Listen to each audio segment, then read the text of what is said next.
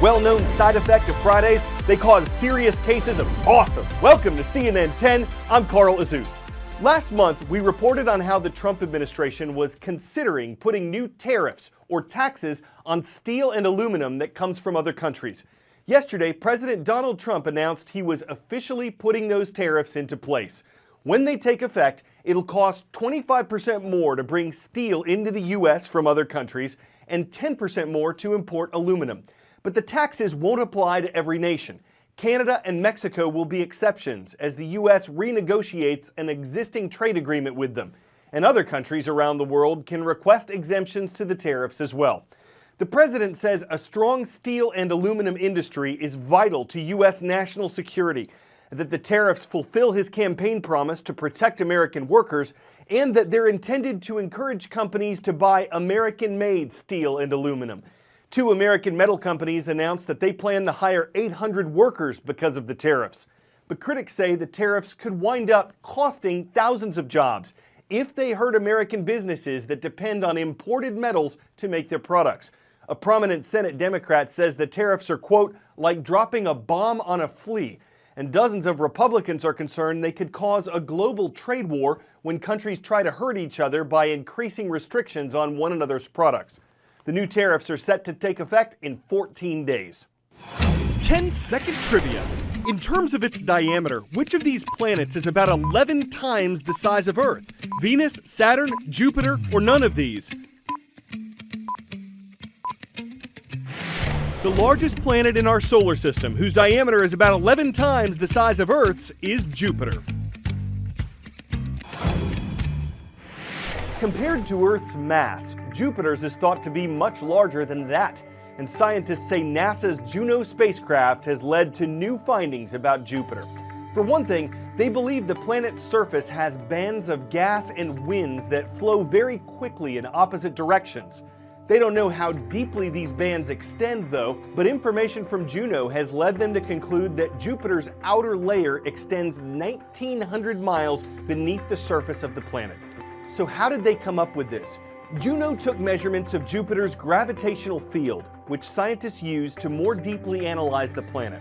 They also concluded that though Jupiter's interior is thought to be fluid, it rotates like a solid body. The Juno mission cost the U.S. a little over $1.1 billion. It's hoped to help scientists better understand the solar system's largest planet. Jupiter is located fifth in line from the Sun. Both Jupiter and the Juno spacecraft were named after characters in Roman mythology. Back down to Earth now. The United States is gearing up for a time change that's said to give Americans more light in the evening.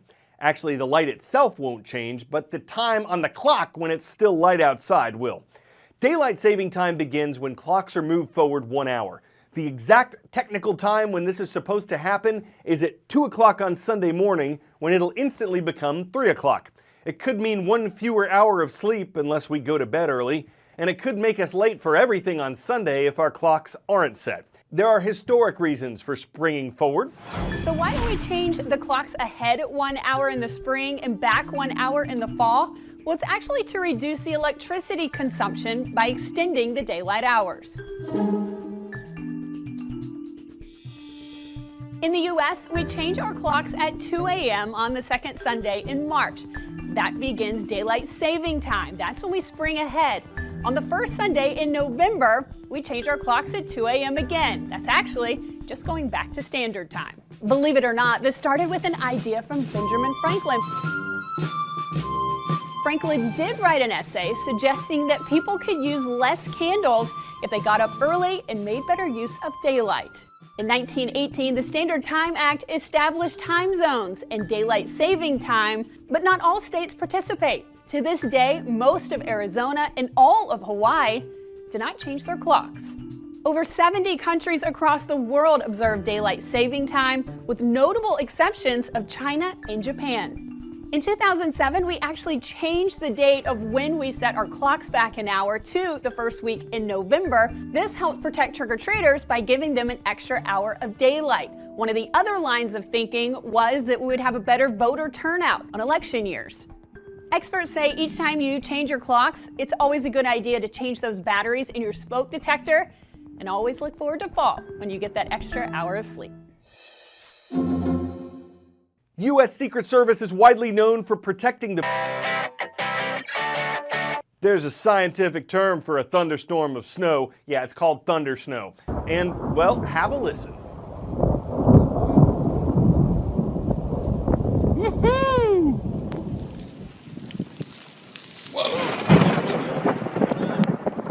This doesn't happen often, which is why it's making news. It was part of the nor'easter that struck the northeastern U.S. earlier this week. Not everyone in the region was clapping for it. Then again, not every storm that brings the thunder brings the snow. There was nothing to atmosphere, but it still came as a bit of a shock. So in the midst of weathering another storm, at least there was something to lightening things up.